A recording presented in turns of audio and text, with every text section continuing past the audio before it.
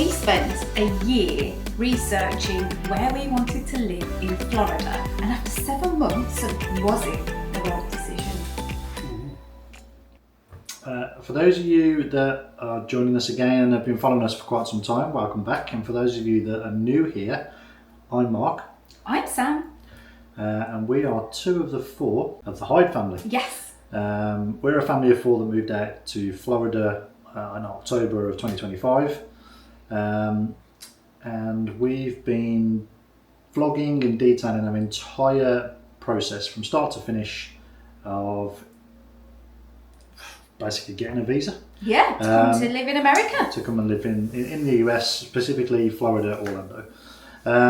We set the channel up originally to help other people that are looking to do the same thing find information, because when we were looking, we really struggled. It was a nightmare. Yeah, and so that is why this channel kind of exists in the first place. Yes.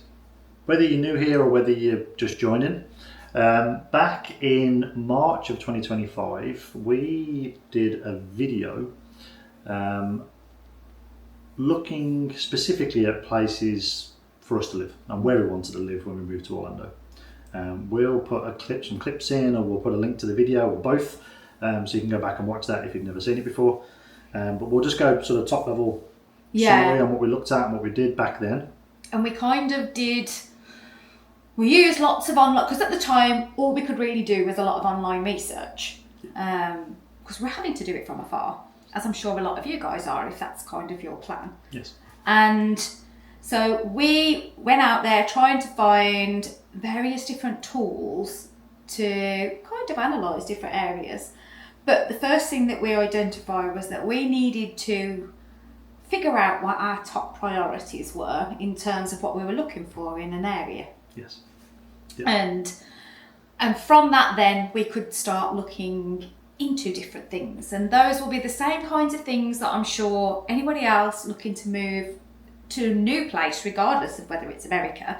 It's things like schools, it's things like, crime and safety, accessibility to healthcare, community, what's around, local amenities, and just things to do too, I guess. And those were all of the things that we factored in back then. Yep. And we used a wide variety of online pages to be able to do that. So if you go back to the video, you'll be able to see that in a lot more depth, but they were things like Great Schools, Niche, School Digger. We used, I think it was crime.org, I think was where I was looking for crime data and stuff. Yeah. And Google Maps to identify what things were around. So yeah, those were the kinds of online tools that we were using at the time, along with online property pages like Zillow, Redfin, Realtor, those kinds of pages to kind of look at different types of houses and different areas, what schools fit into which catchment areas. So that was kind of how we went about all of our distance research. So you can check that out in that March 25 vlog. And like Mark said, you've seen some kind of clips of that as we've been talking about it here, and a couple of clips of some of the tools, so you kind of get familiar with what they look like. But I guess we kind of thought we knew what we wanted. We'd done all of this research and we're like, right, now we've got our wish list, so to speak. Schools were top of our priority list, weren't they? Yes. Because we've got 2 kids. When we came out here, they were 12 and 9. Yeah. They've obviously aged up since we've been here because they both have birthdays. So schooling, they were both going to be in different schools. So Jacob being in middle, Finley being in elementary. So proximity to schools and the zoning for those schools was a key factor. Yeah. So it kind of narrows down. Slimmed down the search, because we were trying to find a location to live where we were in a catchment zone for, as Mark said, an elementary and middle, but we were also understanding that Jacob was going to move to a high school too at some point, so we needed to have all 3 different types of schools and live somewhere where there were one of each within proximity, and ones that we liked the look of from. Yeah, they had good reports and good scoring and everything else. So it kind of narrows down quite a bit the areas that you can live in and the sort of the catchment for all 3, but it's not impossible. We've done it, so it is possible. Safety was a big factor. Just in general terms, but also we were moving to a country where, as you all know, they have firearms, which is not something we're used to as people from the UK. Obviously, generally speaking, it's not a thing for us. So we wanted to make sure that we were living in a safe area where that kind of violent crime wasn't very prominent. And so we spent a lot of time looking into that side of things as well. We also looked at things like amenities. So obviously for everybody, undoubtedly, most people that are watching these vlogs, and certainly for us, proximity to the theme parks was a big factor. It wasn't necessarily the be all and end all. We would have been an hour away if we wanted to be, but it was still a consideration. It was, because we still wanted to be able to utilise them together. Disney, Universal, just being able to have easy access to them was a consideration. But not be in the tourist bubble. No. So being outside of the chaos of the I4, because everyone knows how bad the I4 is. Being out of the chaos of the I4, so we wanted to be outside that tourist bubble, but not just the theme parks, also being able to have access or easier access to good restaurants, supermarkets, but then the other things that you kind of forget about that's not really on the consideration list when you're on vacation, but when you live here it is a thing. So you want to make sure you know that there's a hospital close by. Dentists are close by. Doctors. Opticians. Yeah, all the things that you, I suppose to some degree, might take a little bit for granted when you're living in the UK and you're just living where you're living. For here, it was like, we've got to make sure we've got all these things close because we don't know about them. We've never noticed them when we've been on vacation because it's just not on your radar. No, because obviously in the vacation spots, there's not many of them around. Yeah. As soon as you start to go sort of 10, 15 minutes past there, you start to get to residential stuff, and then all the residential stuff appears. So there's quite a lot of it about, but it was a consideration that we hadn't thought of. No, at the time. But yeah, that was a consideration. Community. So we considered a lot of places. There was a specific area or a specific neighbourhood that I really liked, and there was a house for rent just before we came out here, in that neighbourhood. So we did look at it. Main reason for that is it was a gated community. It was quite small.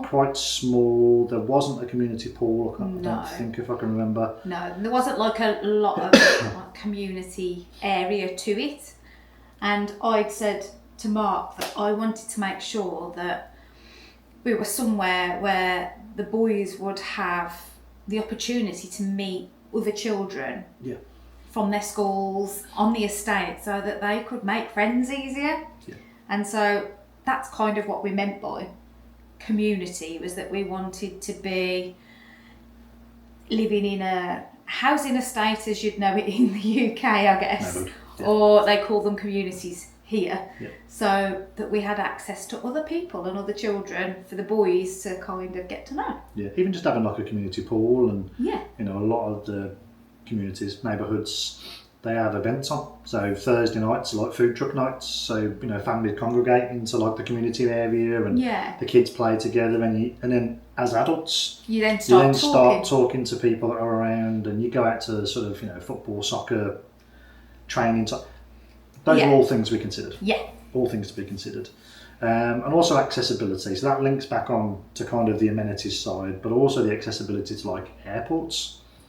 With what I do for work, I travel not often, but I travel sometimes. So just being able to get to an airport, and also just generally travel. Just generally around. Traveling, yeah. So we wanted to be able to go to both coastlines if we wanted, so easy proximity to some of the toll roads, the major roads, to be able to get around as well, not being massively sort of out in the middle of nowhere was kind of like not something we wanted.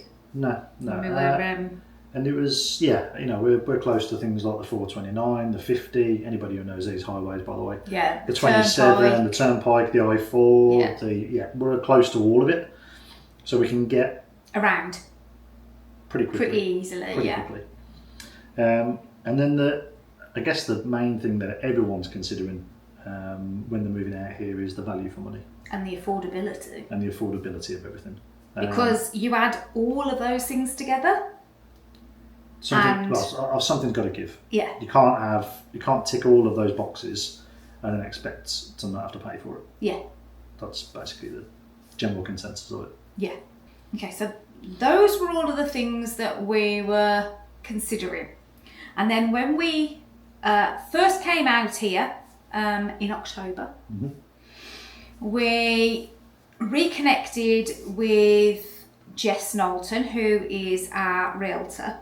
We'd been chatting with her sort of online in advance of coming out, but things kind of like, we couldn't progress anything until we actually really got here.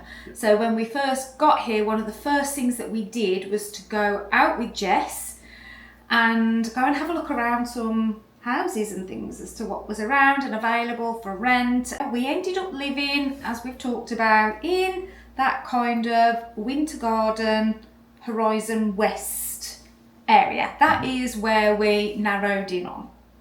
And I guess the question now is, did it live up to the expectations? Yeah, so I guess if we go through the list we talked about earlier, the schools, the safety, amenities, so on and so forth, has it fulfilled and ticked the boxes that we expected it to tick? Yeah. So start with schools. Schools. Okay, so for Finley, yes, straight off the bat, it was, we got enrolled straight into school, didn't we? And the school was lovely, the teachers that we spoke to, very welcoming.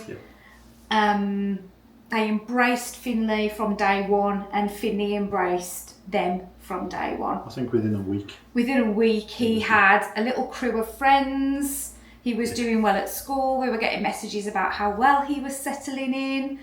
And to be perfectly honest, Finley, it's like he's always been here. And as some of you have already noticed, the American twang. He's got a bit of an American accent already. It's coming. I'll give him another 6 months and he'll be a full-blown American. We joke about the fact that we'll be showing him videos probably in 12 months' time to prove to him that he actually had a British accent. Yeah, it's quite cute. So I think he's just nailed it. Jacob again. I mean, we were most concerned about Jacob because of his autism, and we've been very open and talking with you all about that. So you kind of have followed along with that journey with us a little bit. We were most concerned about Jacob because of the autism thing and the whole. Anybody who's got autism or they've got autism in their family, you'll understand that a lot of kids and adults. One of their big things in autism is change and not liking change. They like consistency and they like to have routines and all that sort of stuff. So obviously we've already made a massive change to what Jacob's life was, and took him away from what he knew back in the UK. And what felt safe to him from a routine and everything. Yes, and then brought him here. So one of the things we tried to do from a home perspective was try to sort of imitate as much of what we had back at home as possible. So we had some familiarities. And he was really nervous. The schooling was something we could never do anything with. No. So we'd originally looked at sending him to a specific school that's near to us. That was always on the list of, that's the school we want him to go to. And it just didn't quite pan out that way. No, you said there were some things that you weren't happy with the school, just weren't happy with potentially for what Jacob needs. Yeah. Then we explored homeschool, didn't we? We did. And that was where we ran into a bit of a problem with the homeschool idea, because we couldn't demonstrate Jacob's grades from when he went back to school in the new school year. So obviously in the UK, school starts September, and we came here in October. So Jacob literally completed 2 months of school. 6 weeks. 6 weeks of school, yeah. And so when we got here, we weren't able to say what his semester 2 or his first term, what his grades were. And they weren't prepared to accept, or they were struggling to be able to understand how they could assimilate his year 7 grades and cross them over into this new school year. So we were facing a massive dilemma with that, and I was just like, I just don't see this working. I don't know how we're going to get over it. Yeah. And so I reached out to a school that was still close enough to commute to, that I'd seen on a Facebook group that was very highly regarded in the area for children with additional needs, sort of SEND type things. And I reached out to them and explained about things, and they were so helpful. They said they'd got a place for Jacob, and we worked together to build a routine for Jacob that would enable him to access school in a way that was comfortable for him. And they basically said, because he was going into grade 8, which was the last year of middle school, which coincidentally ended up being the wrong grade for him, but it's not been an issue because he's coped very well with it, and so, you know, it's all good. It was a pointless exercise in doing any of the additional electives. So they set a timetable for him which just covered off the core subjects that he needed for graduation. So he had a much reduced school day, and I think that really benefited Jacob. Yeah, so in being able to settle into a new routine and especially a new school day. in this new integration into something that he's not used to. It's been massive. I mean, I think it was only like one lesson short. No, it was 2. It was but 2. But it just meant for him, he felt like he was having a shorter day, and the timetables out here, you do the same thing every day. So again, for Jacob, it was the consistency that he needed. So yeah, school for Jacob worked out really well too in the end. And as it is, they have both finished their first school year, so to speak, of American school, and both of them have absolutely flown.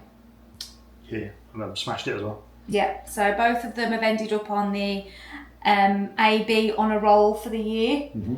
Finley, as you will have seen if you've been following along with us on Instagram, he got Artist of the Year award at school from his art teacher. So we have no complaints whatsoever about either the education that they're getting or how they have settled in. And I feel like that could have been at any school. I acknowledge that. But I also feel comfortable having done the research and feeling like I was happy with the schools from a distance, that it's kind of like played out how we wanted it to. Yeah, I think doing that research up front has been a benefit. Yeah, definitely. 100%. And Jacob has successfully got his IEP, which would be akin to an educational healthcare plan in the UK. So for his transition to high school, so he's getting obviously the additional support that he needs at school. So we've got no complaints at all on how that side of things has been managed. Yeah, and we've already been so the high school that we're planning on sending Jacob to, because obviously he's now finished in grade 8, he's about to head into freshman year of high school. They've already been in touch. So we're very happy and comfortable with schooling. Yeah. So that covers that one off. Safety is obviously the next one that was on the list. I think the thing to point out to start with, and if you kind of watch that video from March, as we pointed out during that video, bizarrely, despite what your perception is of there being firearms here, there is not as much of that crime, violent crime, as there is in the UK. And if you watch that video back from that March 25, you will see that the area that we lived in actually had more in the way of violent crime than the area that we were looking at. Per 1,000 people. Yeah. And one of the big things here as well, and there's something I want to point out, because even though Florida's obviously a southern state, They're very pro weapons, pro arms, amendment, pro too. Second Amendment Yeah. stuff, which is absolutely fine.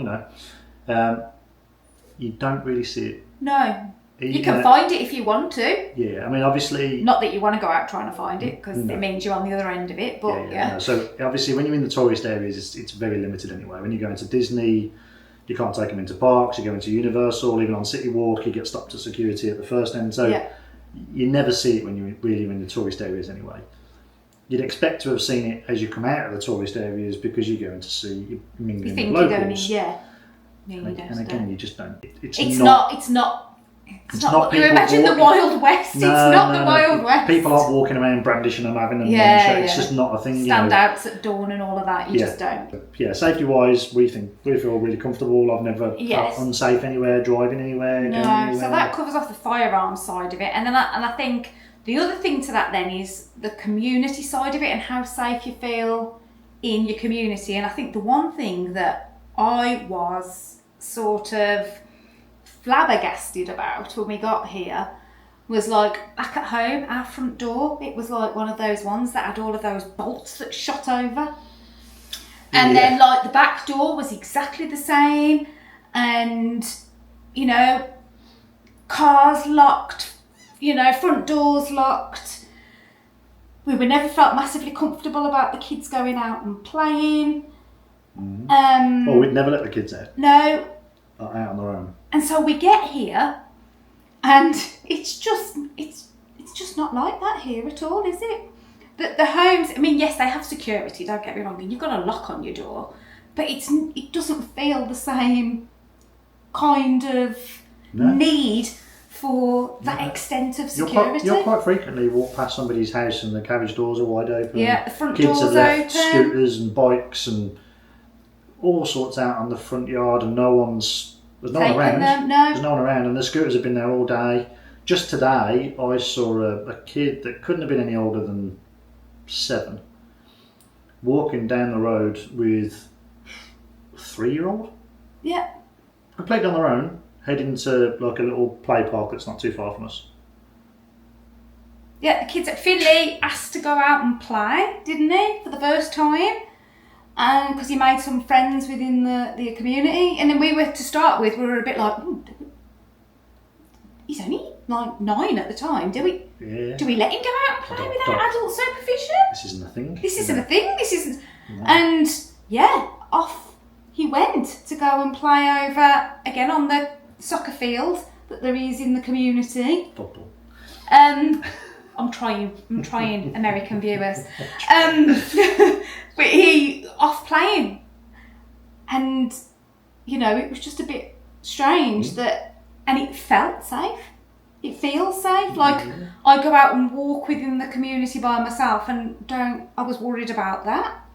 And But you see, you see people walking around all the time. Yeah. You don't go walking around at the death of night, because you probably get attacked by wildlife more than people. But, it's a very strange. It's still strange now.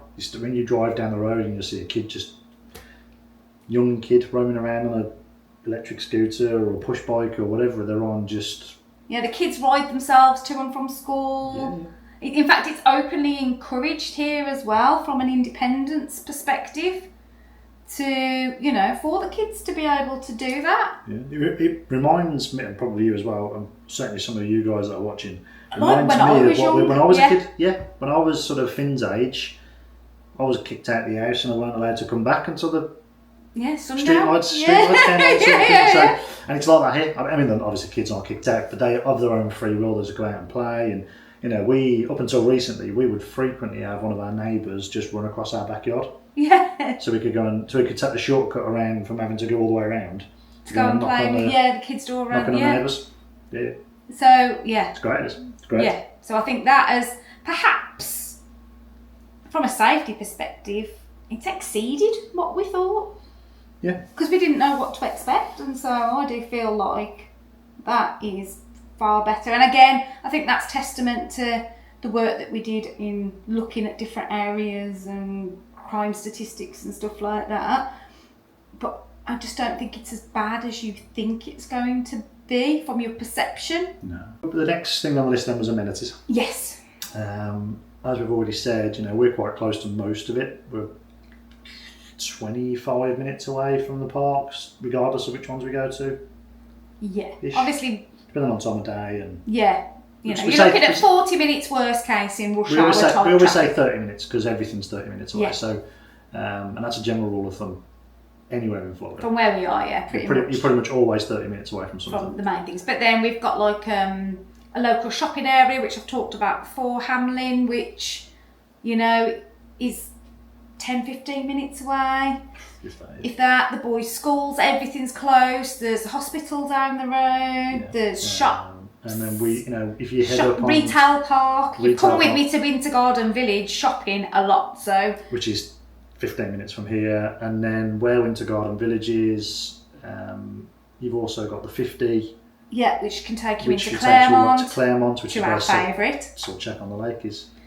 Chop. But as you go along the 50, you've got everything you can think of. There's a Dick's Sporting Goods. There's an enormous Costco up there. You've got Lowe's, Hobby Lobby, Home Depot. You've got U-Haul van rentals. You've got loads of.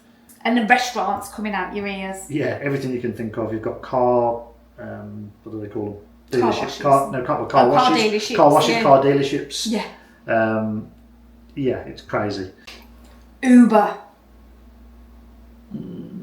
Are we talking Uber travel or Uber? Uber deliveries. Okay. You can get Uber, whether it's Uber deliveries, DoorDash. Whatever all of the ones that they're called. You can literally get anything delivered. And when I say anything, I got Costco Ubered. Or DoorDashed or Deliveroo, or no, it's not Deliveroo, whatever the other one was. Yeah, but I'm talking about like takeaway options, food options for deliveries. Gotcha. You can get every cuisine you could ever imagine. I've not looked and I've not checked, and I'm not going to because I haven't got time. But I reckon, just from where we are with all of the things that you've got options for here, I reckon you can have a takeaway every single night of the year. Yeah. And still not use all of the options. You can literally have everything from around the world, which is fabulous. But we don't do it. Not very often. No, not very often. And just to point this out to you, so we got a Chick-fil-A delivered one day, and you were like, how much has that Chick-fil-A just cost? Yeah, and it was double. Yeah. It's at least double. With all of the service fees, delivery charges, uplifts, tipping on top. All the other bits. So it was literally double what it would have cost us to drive there. Yeah, so normally when we go to Chick-fil-A, obviously there's 4 of us. All of us have adult meals and drinks and whatever else. It typically comes to $60, $50 to $60 roughly. When we ordered it from Uber, it was $110. Yeah, it was double. Yeah, it was scandalous. So yeah, just double check your pricing before you go ordering delivered food. That would just be wonk. I don't order. I go and pick them up now. Yeah, but you could get whatever you wanted delivered. Yeah. And same with things like Amazon. The frustrating thing though, when I had that Costco delivered the other day, it was nothing like it. It was like $10 or something stupid. Yeah, delivery I don't know whether it's just the food, like the takeaway food type thing, but like you can pretty much get everything and anything delivered. But the bizarre thing with that is like it just gets left on your porch. Yeah, there's not many. People don't tend to knock your door and let you know they've delivered it. It just gets dropped off. There's not many that knock on the door, so you kind of have to stay on top of it or be watching or listening, or obviously Uber pops up and lets you know that somebody's on the way, and you kind of have to keep an eye on it because a lot of them don't knock the door; they just leave it there. We had something delivered there once, didn't we? And I was just expecting somebody to knock the door. It was ages, it felt like ages, and I checked the app and it said delivered. I'm like, no, they haven't. No one's been here. I go to the front door and open the door, and sure enough, it's on the doorstep. It's on the doorstep now. Thankfully, it's warm here, so it stayed warm. But had it been in the UK, it would have been stone cold when I went out. Oh yeah, that's funny. Now, this is an interesting one because I think I expected, I mean, you know that we are, friends and see a lot of the other English expats that are here that you're used to watching on YouTube. So obviously, we've kind of met those people. But in terms of local community and making new friends, the kids, Finley, yeah, he's got friends in the neighbourhood who go out and play. He's got friends at school. Jacob didn't really feel comfortable because he knew he was moving schools. So he's hoping that that's going to come for him more when he goes to high school. But for us as adults, trying to meet adults, it's actually been a little bit harder than I thought, because I was expecting, school runs and stuff like that you would get to talk to parents, or Finny with soccer, which he's ended up not doing. Well, we're going to still try and change that. Yeah, but at the moment he's not wanted to do it. So we've not met a group of parents through soccer, and it's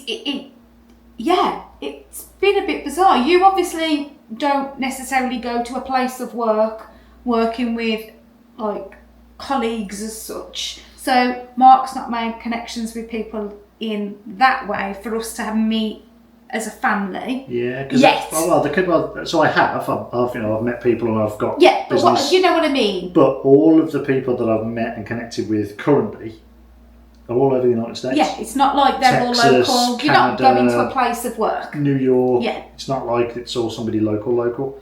So that's been interesting. And the one thing that I've been contemplating doing next school year is I've kind of gone through the programme that you have to go through to be a volunteer at schools, so within the local county.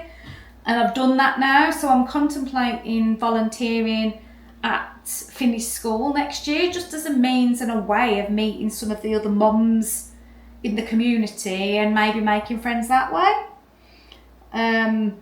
So yeah, that's something I'm thinking of doing as a way to try to meet some more people. So yeah, you have really got to be prepared to go out there and try to do it. Mm-hmm. It's not gonna happen naturally in the way that you think it will. You've really got to make the effort to do that and put yourself out there to do it. Yeah, but I would encourage people to do it. Yes. Especially try and get more involved with the Americans here. Yeah. 100%. Yeah, that's the thing we've just not come across lots and lots of Americans in our daily life. A lot of the stuff, like Sam's already alluded to, a lot of the stuff that we do is kind of solo or just us, and that's not because we choose to. That's just like with my work. I work from home. Yeah. I'm in my office most of the time, and when I do go anywhere, it's typically not locally. Yeah. Well, currently anyway. It's typically not locally, so I'm out and about, I'm everywhere. So yeah, you're right. It's because we don't really do anything local. Yeah. And then when we have done things local, we've gone to places with the other UK YouTube families. Yeah. We've not gone of our own accord and then met with people there. So that's something we're going to be doing over the coming months.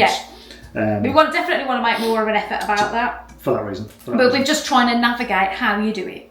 Yeah. Missing the UK family. Oh my gosh. Those first few weeks were torture. You said, you probably said the first 3 months, didn't you? Yeah. And I still miss them all every single day. But not that much that I want to compromise and sacrifice the life that we're building here for it. And I know they won't take that offensively. My sister will rid me about that forever that I've said that, and she will make my life hell because just because you've said it wrong. So the context of what you said is wrong. It's not that you don't miss them that much, you do. Yeah. Just as much as you did back then. Yeah. But the trade-off is the fact that the life that we've got and the life that we're building for the kids. Yeah. Is the mainstay and the main reason we're out here and doing what we're doing. We're doing it for them, not. Yeah, I know what I mean, but I can't find the words to explain it. You guys, you people know. You understand. You understand. life here is considerably better across the board. Yeah. Across the board. I know we've been asked this a number of times, and I can't think of anything. I think, and I was talking about this yesterday with some friends that we went to see, and being here and all of the things that we have available to us here, I find myself, they say about practicing gratitude, don't they, mindfulness and all of that stuff, but I cannot tell you, like every single day I wake up and I am grateful for being here, for the life we have and the opportunities that we can provide the kids. Like, I could cry over it every single day. And I think that's what I mean when I say that kind of overshadows the sadness and the missing everybody, because even if it's for the rest of our lives, even if it's not, and this is just a chapter in our life, we are having the best time with what we're doing right now, that I'm grateful every single day for being here. Yeah. It's great, isn't it? Yeah. Yet, when we were in the UK, it didn't feel like that. And I know that's wrong to say. And I don't know whether it's being here now gives you a different appreciation for things. I had a conversation with somebody else recently about this. And I thought it was just me. And then somebody else said exactly the same thing. Anybody watching this, anybody who's watching this who's having that consideration and the thought process about moving here, you'll think the same, or probably very similarly, is you feel like there's something missing. Yeah. Every day you get up and you go to work and you do your things, and you life's good and everything's good and you've got no complaints about anything, but you feel like there's something missing, something you haven't done. Every day I'd go to bed and I feel like something I haven't achieved today. Couldn't put my finger on it. I couldn't explain to you what it was. What haven't I done today? Yeah. And it was just a really weird feeling and a really weird sensation. But I've not had that once here. Yeah. Yeah. It's hard to explain. I don't know what that is. That's my really stupid explanation of it, but hopefully you can relate. Yeah. And then that comes on to the really, really exciting one, which is the weather. Which think for wanting to move here. And I can't lie. Right. And I think that contributes massively to this feeling of gratitude and a lightness in your life. It's the weather. The sunshine. You know what it's like in the UK when you have that 1.5 days of sunshine. Everything just feels better. When the skies are blue and the sun's out and you can put shorts and a t-shirt on and just go outside and sit in a beer garden. Not that we've done that here, but there's just all those things that you can just enjoy the outside and just be outside. You can do that almost every day. Yeah. Except the beer garden. And even on the cold days. Like they've had a cold front and it's 24 degrees at night. I mean, don't get me wrong, we had a couple of really, really cold days in the winter. Yeah, but it was a handful. That's what I mean, you count them on one hand. It was a handful, not 7 months. But, yeah, and that's the thing, like, the lightness that it brings you is phenomenal. Yeah, and that's another thing, the sunsets and the sunrises. And you appreciate nature as well in a different way. And the weather and just everything that's around you, you see the beauty in everything. And they've got some phenomenal nature here. Yeah. Some of the birds and just everything. Everywhere you walk and everywhere you go, there's just some sand cranes and... I think some of it's because it's new to us. And maybe once we've been here a while, some of that novelty and wear off. I don't think it Maybe, I don't know. I think but we're also old and boring, so I think some of it is just an appreciation for stuff that you wouldn't have considered 10 years ago. So yeah, but no, it's the weather's a big thing. And it just makes everything you do easier and better. Yeah. You know what I mean? You know, when you've got to go out and you've got to go somewhere, you've got to go shopping, whatever it is you've got to go. When it's chucking it down the rain or it's freezing cold and you've got to put a coat and a scarf on and have woolly hats and 2 pairs of socks because your feet are frozen and you just don't want to go out. It doesn't even if it's sunny. Yeah, you just don't. It's bloody freezing. You don't want to be outside. No. Where here, every time you open the door it's like you've been smacked in the face with a wet towel because it's 95% humidity and it's 35, 40 degrees, 100 Fahrenheit for everybody, for all of our Americans. It's amazing. Well, you say that, but obviously we are now into that time of 95% humidity. Yeah. So next time when you see me and my plastic surgery starts to melt. I've not had plastic surgery. Yeah. Oh yeah, it's coming. It's coming. It's the preheat. It's Florida preheat season. It's the preheat. And it is starting, and there's been a few days this week where the humidity's been high and you felt the heat. So yeah, that's going to be interesting, and you're starting to see the afternoon rains a couple of times last week.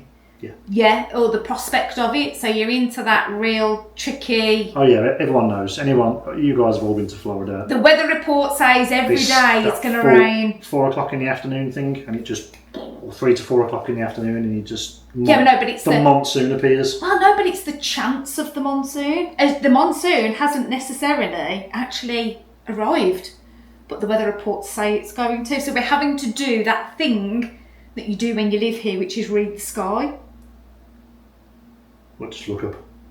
Yeah, so you have to look up at the clouds and go, that's a bit grey, that's not going to have rain in it. And then you look at that and go, yeah, that's going to chuck some rain out, so I need to find a way to be indoors in the next 10 or 15 minutes. Well, normally, if you obviously, because as you already know, Florida's quite a flat place, so you can kind of see it coming anyway. Yeah, no, but that's what I mean. You can see it coming. Yeah. So you have to read the clouds in the sky rather than relying on looking at the weather on your phone or the TV. I just work on the basis of the fact that if I go outside and it's wet, it's raining. Well, this is true. You know, but it's also the start of hurricane season now.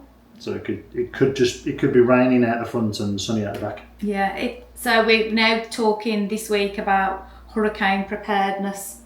So we'll do a vlog for you all about that. Yeah, because I've been doing loads of research into all sorts, but we won't bore you with this one. We'll do it in another one. So that's something that we're having to do. It is. And putting sun cream on every day, that's something you also have to think about. Which is pretty good for you, because you're also moisturising your skin all the time, so it's not a bad thing. No. So we'll get on to the next bit, and then this is the stuff that nobody tells you. And you only find out when you're here. Now, some of it you guys will be used to anyway, because if you've been here, whether it's on vacation or you live here or have lived here, you'll have done this top one anyway, which is driving. I love driving here. It is ridiculously easy. Now, you've driven here every holiday. I'm going to caveat that with saying some of the worst drivers I've ever seen drive here, but driving generally is way, way easier. Very rarely come across roundabouts or islands. You do in some of the newer neighbourhoods, but you very rarely do. It's all straight roads and cross sections. Easy right turn is like the best thing ever. Yeah, easy right is the best thing ever. And the laws of the road that they have, like at stop signs, so they call it a four-way, don't they? So where you've got a crossroads, which you would think in the UK you would have traffic lights on, and some of them do here have traffic lights on, especially the bigger, busier roads. But like in the back streets, if you've got this, and everybody takes turns, it is so polite. And everybody follows, and that'll be the same for like a T-junction or whatever. You come to a stop sign, and the rule is that the first person at the stop sign goes, and then it's the next person and the next person, and so it goes all round, and it is just such a polite way to drive. We've got one near us, haven't we? Yeah. It's generally quite busy, especially at like sort of peak times, and every time you come up to it, that's exactly how it works. Yeah, and it's quicker. As soon as you get there and it's your turn, you just the go. The other two people will stop and let you go. It's amazing. But it keeps the traffic flowing.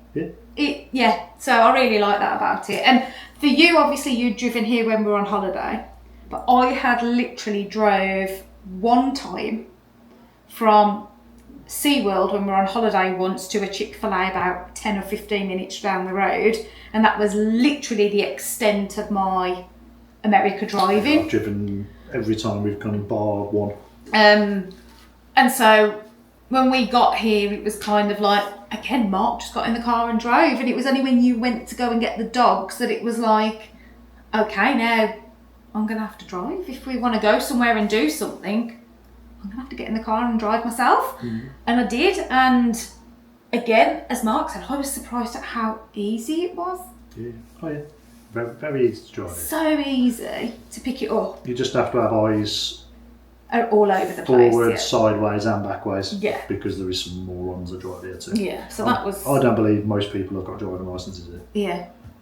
Well... It doesn't sound like, does it? Because the driving test is really easy, but even so.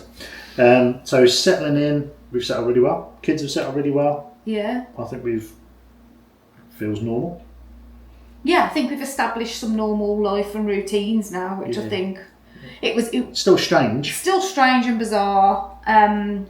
Seeing family and speaking to them on video call rather than seeing them in person and stuff, but we found a way to make it work. Mm-hmm. And yeah, I do feel like we've settled in. Yeah, definitely. And obviously we've already talked about the schools and how much the kids have settled into schools, and they've done amazingly well. The one thing that Mark isn't so happy about, however, is the shopping. What, the cost of it? I just mean the fact that all of a sudden I have rediscovered shopping, which if you've been watching the weekly vlogs, you will know. God, yeah. I barely ever used to go out shopping in the UK because I had no inclination or no desire to buy a fat lot of anything. But here, I see something possibly even 3 times a day. I have to hide bank cards now. And then when she says to me, my car's run out of fuel, I'll go, I'll do it in 3 days. Because I know if there's no fuel in it, you can't drive it. So yeah, you've made a note here about there's things that are harder than expected, and you've already touched on the missing family side. Yeah. And the one thing I've found has been the most confusing, and I still don't understand it. I don't believe anybody here understands it. Healthcare. It is mind-boggling. You just don't. In the UK, I'm going to use this term loosely. When you want to see a doctor, you call up your GP. I need to see a doctor. My leg's falling off. I need to go and see a doctor. You call your doctors, make the appointment in 7 months' time, go and see your GP, and then something happens. They'll prescribe something to you. You go to the chemist, you pick it up, you get done. Or you've got to go and get a referral, and you've got to go and see a specialist, or whatever it is. If, like us, in the UK, you've got private healthcare, you can expedite any of the sort of referral stuff that you do by going through private health. That's it. It's nice and easy, straightforward. Here, it is so confusing. It is unbelievable. Because you've got different levels of doctor. You've got NDs and DOs. And you've got NPs because you've got nurse practitioners. Then you've got another level of doctor, nurse type person. And they trying to get anybody to explain to you which one it is you need to go and see. Yeah. It's like pulling teeth. Well, what's the problem? Well, I've got such and such. Okay, well, you could go and see this, or you could go and see that. No, just give me one of them. But all I want to see is a doctor. Just give me the number for a doctor so I can make an appointment and go and see that person and say, this is my problem, how do I fix it? Yeah, the navigating it. Navigating is very, very difficult. It's very difficult, but... Once you get your head round it... Or you get an appointment and then you go to them and speak to them, the level of service is phenomenal. On another level. Yeah. So even compared to like private healthcare in the Yes. UK, which obviously we use through.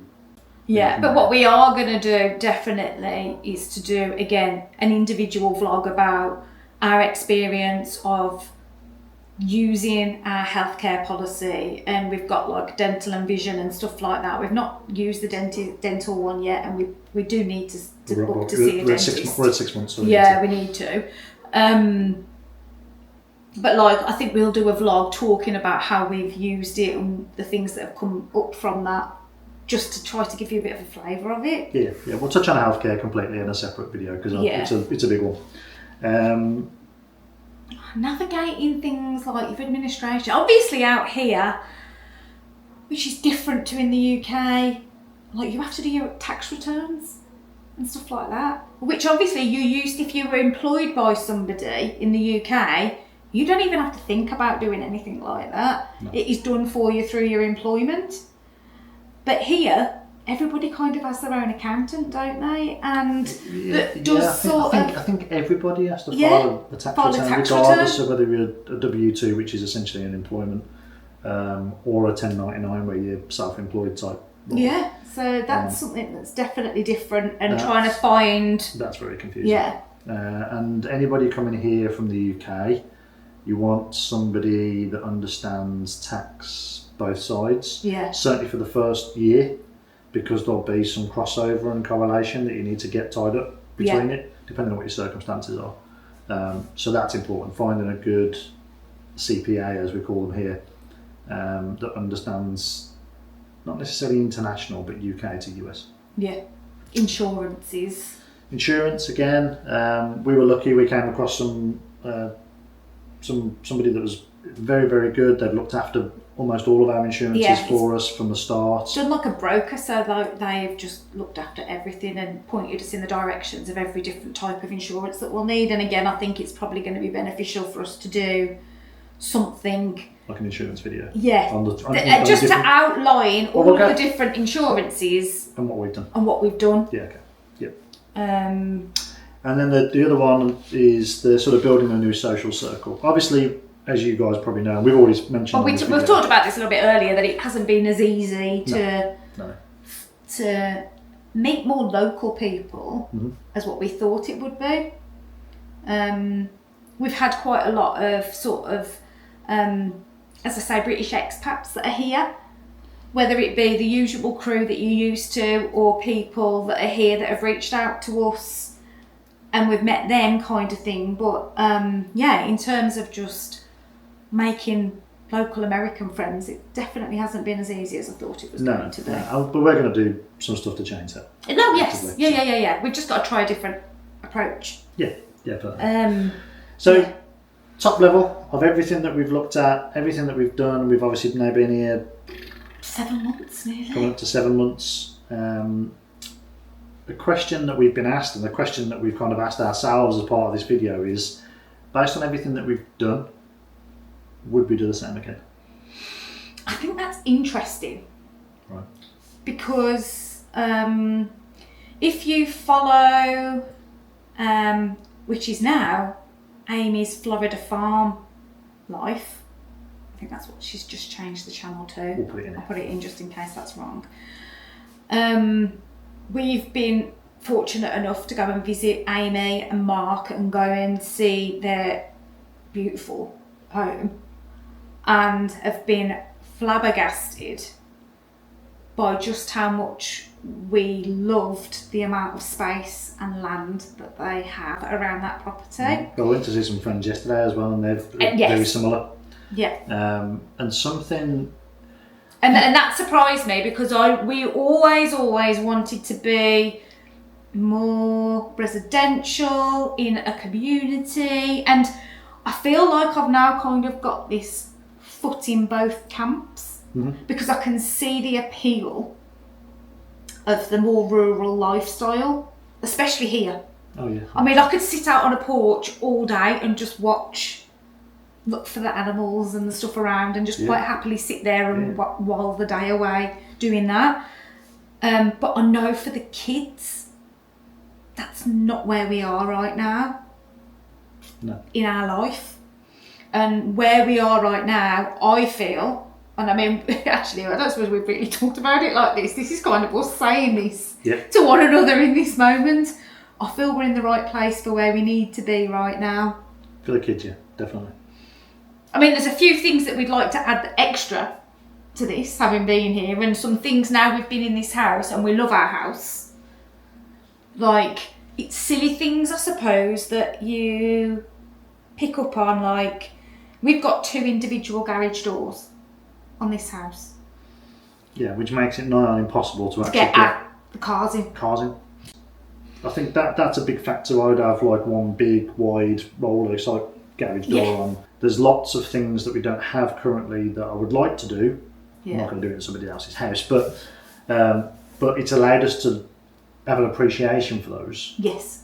And the house size and the layout and the fact that we've got an office here and so on. How it, the flow of a house. We kind of know how so when we come to homes flow now. So when we come to buy one, now we can kind of go. Yeah, we know exactly what we're looking for.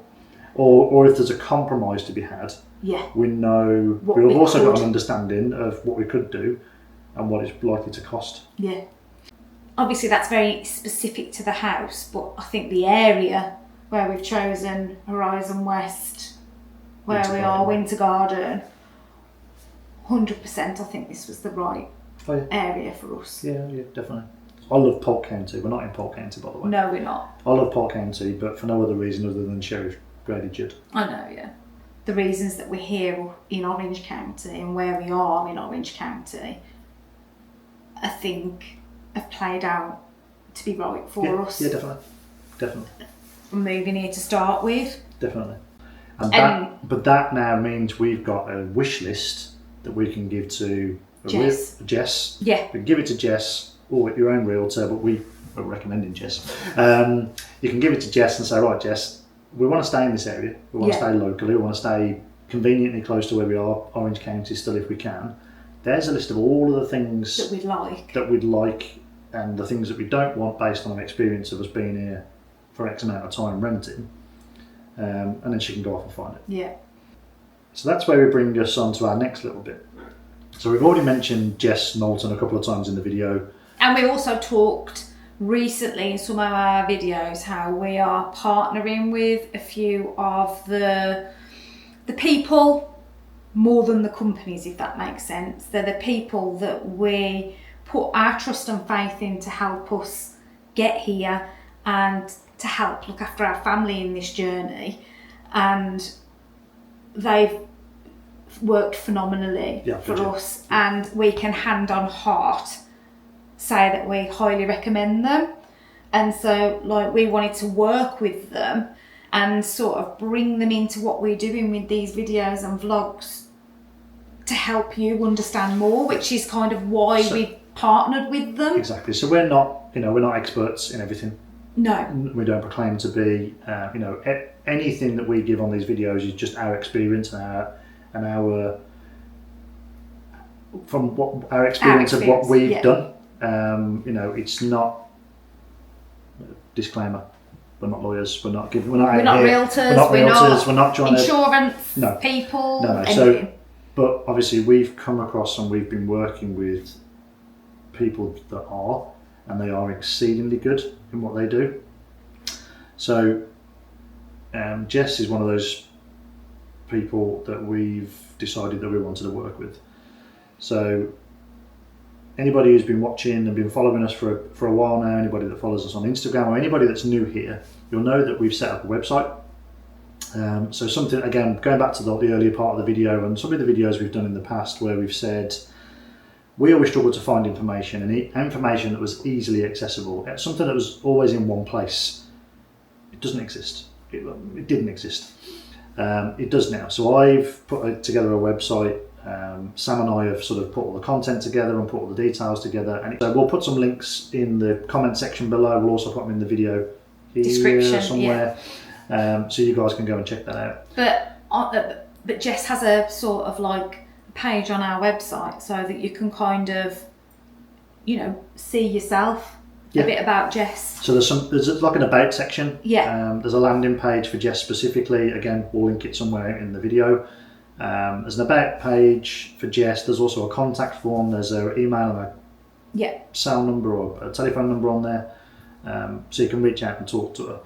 But the thing that when we're looking for people to work with, realtor, it was a bit hit and miss, wasn't it? We spoke to loads. We spoke to a couple of people that were kind of okay, and then we had some that didn't even bother to come back to us at all. But then we'd started following along with the Posette group and their YouTube channel, and we liked their approach. They were very data driven, which is a thing for us. We were able to make good decisions. We felt that we make decisions and have a better understanding of stuff because of the way that they presented housing and market information. And when we contacted them, they were the ones that put us in touch with Jess, because she kind of their almost relocation, sort of like that is how she is kind of niching herself. Yeah, and not just from the UK. No, in state, like across even states. Across the US, yeah. Because she'd done it herself. Yeah, she's lived in Europe, she's kind of moved back to the States, she's moved from a different state and around, so she kind of has this understanding of all of the things that you have to do and go through when you are moving either from a new country to a different country or from a different state to a different state. Yeah, so everything you guys are looking to try and achieve, she's done it herself, like personally. And then she's obviously got the experience of hundreds of people that she's helped to come and do exactly the same thing here. So rather than us boring with all the details of what it is that Jess does, we're going to do a video with Jess. We are. May even be doing two. The main one is going to be a Q&A session. So this is your opportunity to send us over, and in the comments below, you can put them in the comments below. I am also going to put like a call for questions on Instagram too, so that we can gather together anything it is that you want to know about that sort of like, renting, buying, market information, how somebody or a realtor can help you shape your relocation. Yeah. And questions and considerations around things like, what's the current market like? Yeah. Do we go new construction or do we do like a resale existing properties? Even silly things like the different types of houses, because you have like single story, bungalows, single family homes, multi-generational homes. Yeah. So that you can actually speak to the expert on all things sort of Greater Orlando homes, yeah. the housing market. Yeah. But when we say a call for questions, it can't necessarily be specific to you.